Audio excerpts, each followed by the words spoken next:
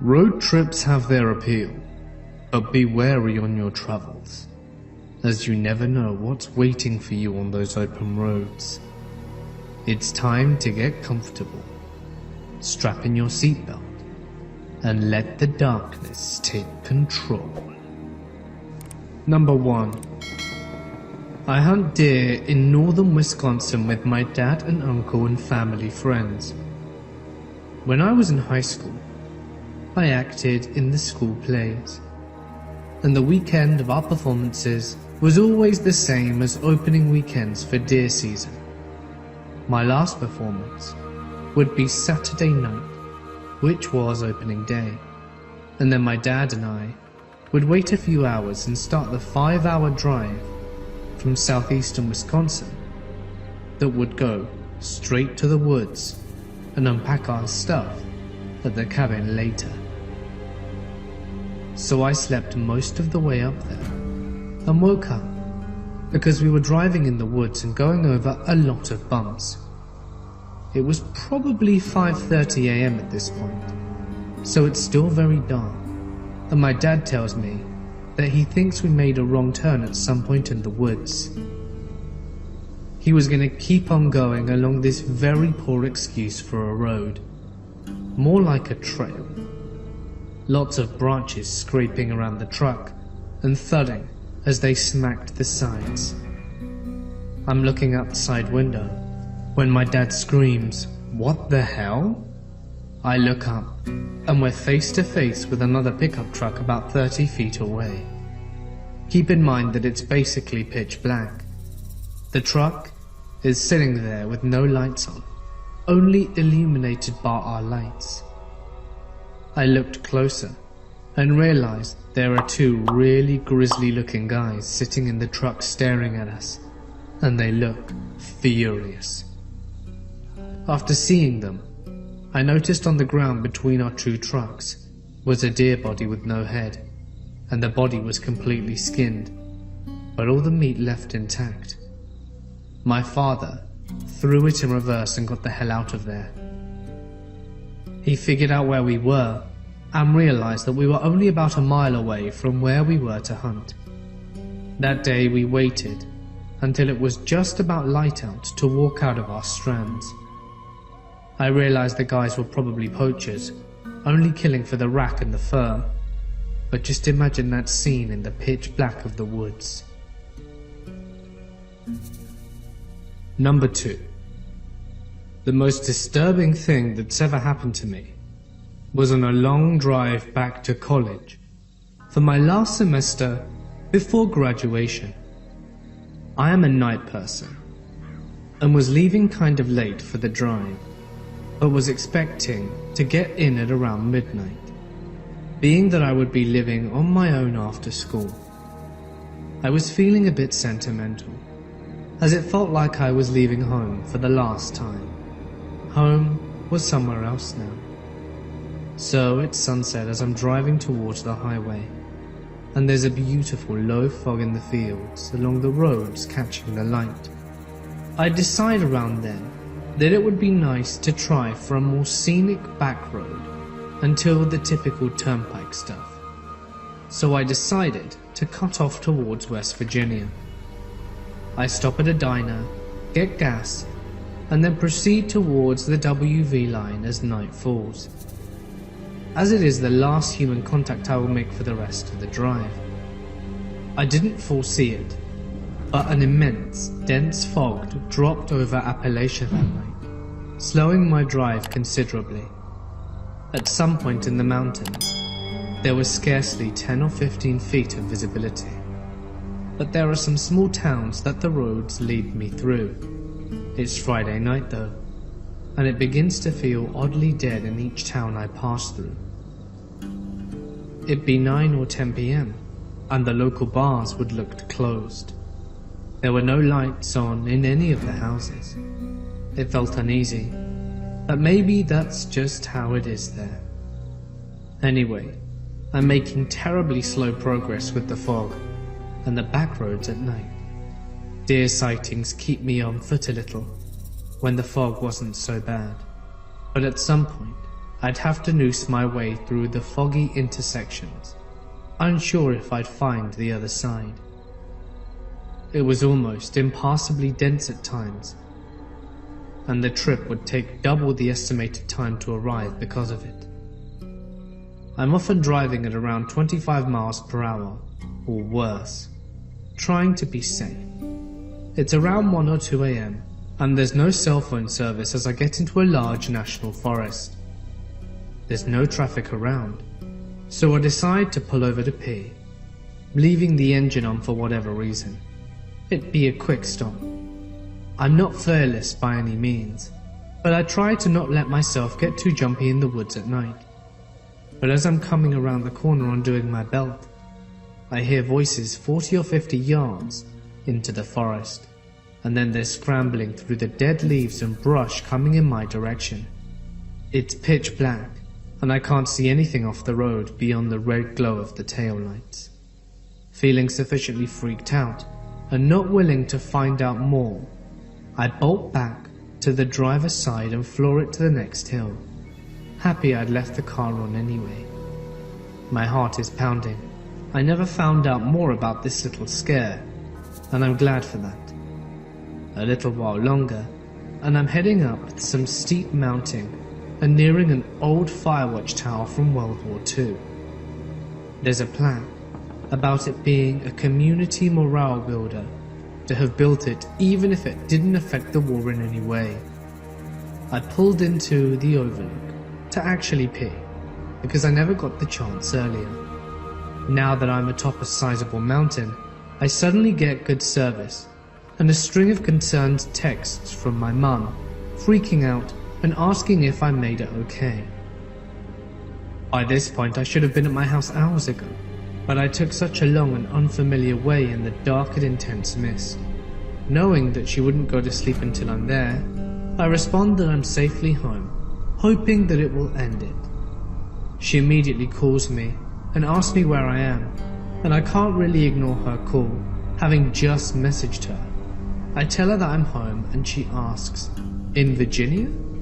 And I say, "Yeah, I'm in my college town," despite being at the top of a mountain in a forest in West Virginia. She sounds deeply unsettled, and said that she'd been trying to call me repeatedly, even though I had no service.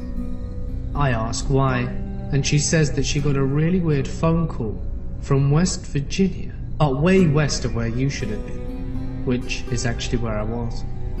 She said she got this phone call from a gruff young man with a backwards sounding voice, who was telling her that he needed to speak with me, and swearing at her, saying all these nasty things.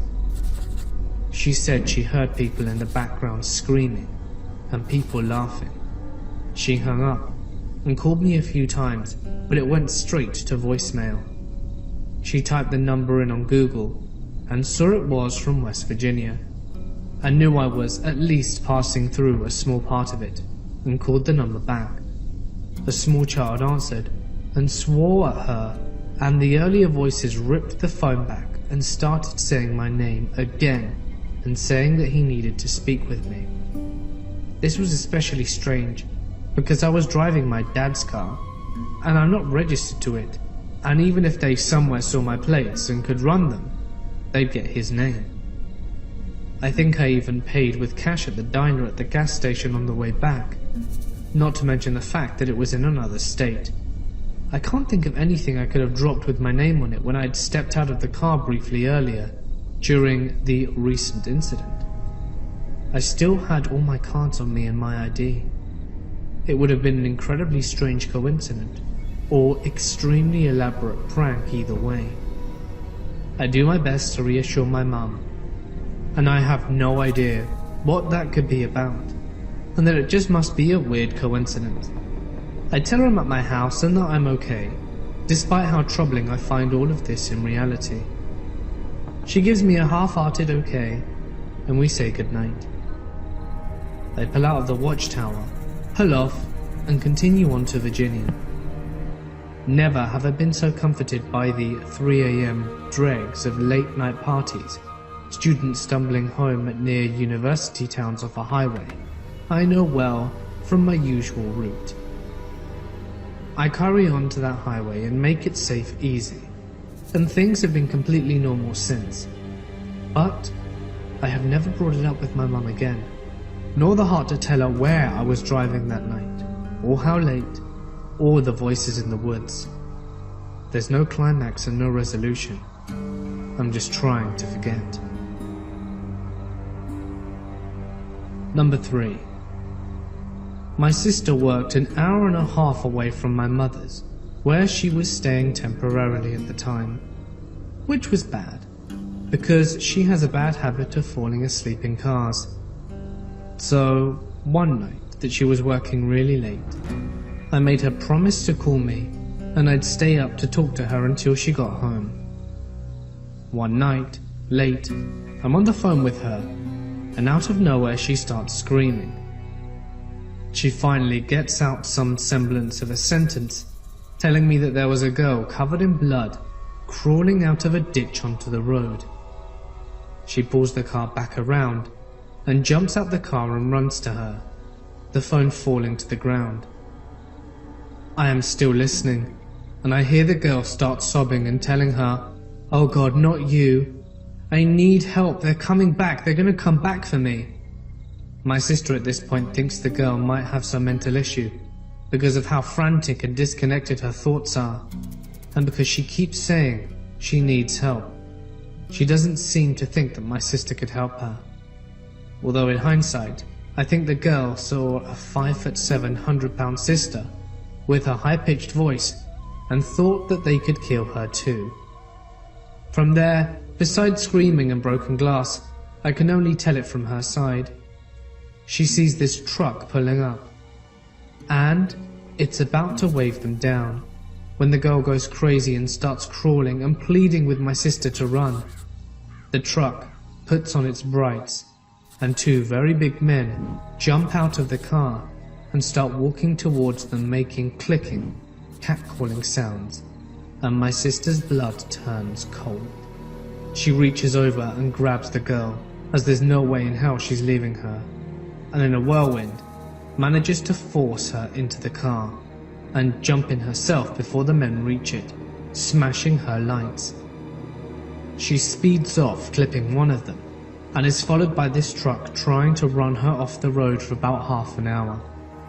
They only pull away when she reaches a hospital. Inside, the girl was in a panic and wouldn't let my sister leave her with the doctors. She kept saying she was her best friend and repeated her name over and over. From the doctors, my sister learned that this girl was repeatedly raped and then tied up and dragged behind the truck. To add to all the creepiness, once my sister got home, she looked at her name tag and remembered that she'd left hers at home and had to borrow an ex-employee's tag, Stephanie. And yet, despite my sister saying she didn't recall ever not fearing for her life enough to get to formalities and exchange names, the girl had called her by her real name. In the late 90s, I took a day trip over Naples, Florida, with a friend of mine who was interviewing with their fire department and asked me if I would accompany him. We had been traveling down Alligator Alley for several hours when we passed what appeared to be 7 dozen white shirts hanging in the cypress trees on the opposite side of the road. Intrigued by this, we made note of their location, and on our return trip later that afternoon, made a point to pull over and take a closer look. It was pretty weird. Someone had taken about 30 identical white pressed dress shirts and hung them at various heights throughout the cypress tree, which was standing in at least 4 feet of stagnant swamp water. The shirts were being held up in the trees by some kind of makeshift hanger composed of sticks, rather giving it a Blair Witch feel. While a few of the shirts had picked up some dirt, it was clear that at some point they had become bleached white and starched thoroughly. At one point my friend tossed a rock at it, and it bounced off with a large thud. We stood there looking at this display with the growing sense of unease, wondering what it meant and who had taken the trouble to travel out into the middle of nowhere to wade into several feet of gator-infested water to hang shirts in trees.